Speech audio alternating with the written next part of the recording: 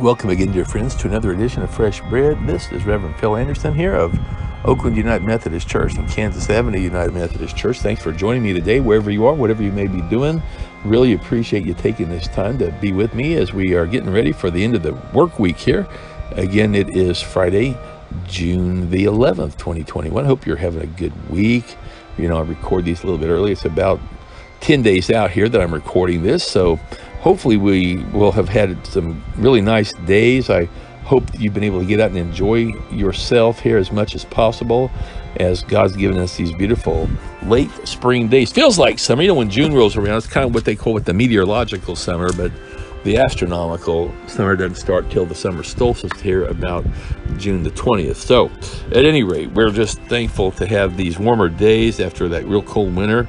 And it seems like a long time ago. I think we're still shivering, some of us, but we are thankful for these beautiful days here in June. Well, again, thanks for being with me here. Let's continue on. We're looking at the book of Ephesians today, one of the really great epistles in the New Testament from the Apostle Paul.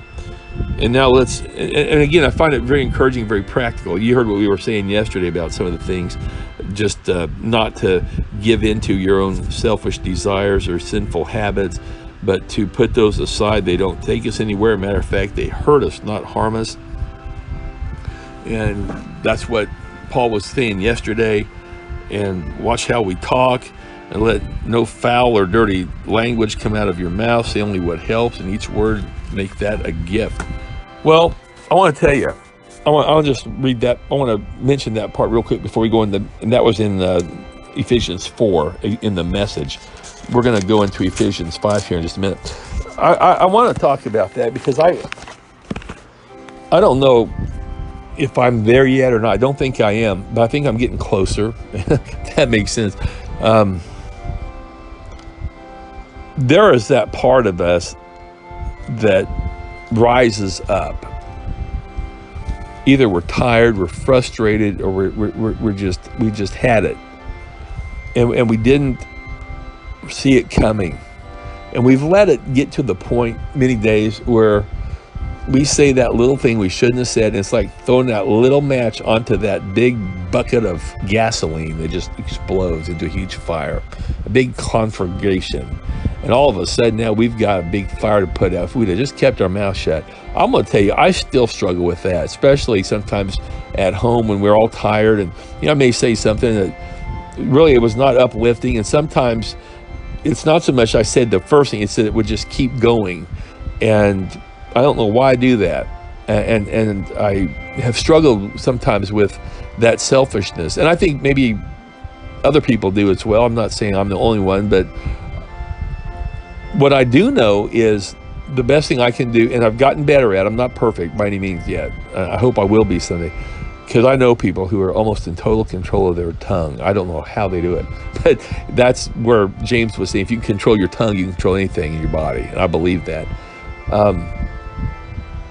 So I'm getting better at not saying things, and I mean, it is so hard. It'd be like me trying to lift a 1,000-pound weight, but sometimes I am successful, and I'm so glad when I don't say something, because I know if I did, I would have had to say I'm sorry. I would have to go up and apologize to somebody. Just let it go. And we oftentimes find ourselves trying to either explain ourselves, or we try to maybe make an excuse, or we try to do something to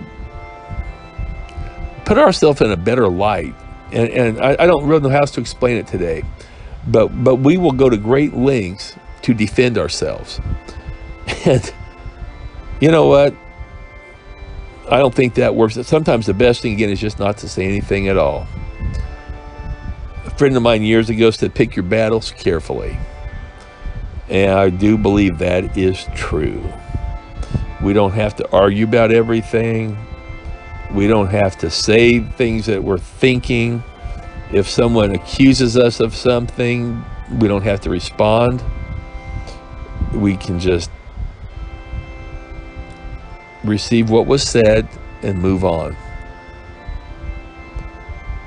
The opportunity and the occasion comes where we need to explain it, I believe God will open those doors, and it'll be given to us what to say. But I don't think that we need to go around and consciously try to explain every little thing that we do to make ourselves look better or feel better or whatever the reason would be. So, anyway, very important that we remember how important it is what we say. I would say this as well. We can set a really good witness sometimes just by nothing else, by the language that we use. And if you've been around people at work, your neighborhood, or your friends, or wherever you're at, and you don't speak the way they speak, and I'm not just talking about swear words or using the Lord's name in vain, I'm just talking about the negativity or the complaining or the criticism. If you can avoid that even, I believe that's really shining a light on a situation. Stay positive as much as possible. I don't believe in putting our heads in the sand, but on the same token, I don't believe we need to constantly be pointing out everything that's wrong in the world or with other people. I believe God will take care of those in His due time. So just be careful what we say.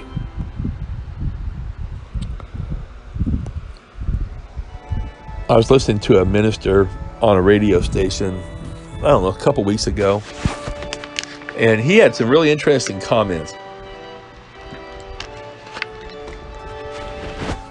And I think these will come up again, because in real practical terms, these are little things that we need to know, and somebody may not have told us, and that we have to learn the hard way. Or maybe by listening to a minister or someone that we trust or respect, we can maybe get some insight from it. Well, anyway, this particular pastor said not to ever correct your teenager, let's say, in this case, out in public. Don't ever dress him down or her down. Don't ever criticize him in front of other people. If you have to talk to him, you do it later when you get home. I wouldn't even do it in the car. I would wait and let's talk. We got to talk about something here real quick. You don't have to beat them over the head with it, but hopefully you'll have a good enough relationship where if you have to say something, they'll listen to you. But same thing goes with husbands and wives.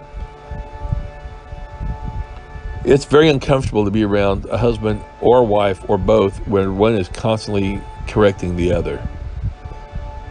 They may say something and the other shoots them down real quick, kind of like a little arrow that gets shot. I've seen that for years, and really it hurts the other spouse, whether it's the husband or the wife. It hurts them, I can tell. They're pretty good at covering it up, but it hurts them. My wife, very rarely, if ever, I don't know if she's ever corrected me in public. She's probably had every reason to. I hope I haven't done that with her. If I did, I sure am sorry. I don't think I do it anymore. If I did, it was a long while ago. I honestly don't think I correct her or other people anymore. Matter of fact, if someone says something that I know for a fact isn't quite right, like they have a year wrong or a date wrong, like something happened, I just let it go. I'm not going to sit there and say, well, no, that was actually, and then tell the year. I won't do that unless there's something really important, a reason that would really motivate me for doing that. But typically, no, I don't even go there. And so that's part of how we speak, and how it says how every word should be a gift. And so the challenge now I'm going to give for us today as we go into the weekend is if we can encourage other people by what we say. Let's try to find one person today that we can encourage and give a blessing to just by the kindness that we show them by what we say. Well, friends, we'll hope to have you back with us for more Fresh Bread on Saturday. That will be tomorrow, June the 12th. Until then, may God richly bless you is my prayer. Do have a great Friday, and we'll hope to see you back tomorrow for more Fresh Bread.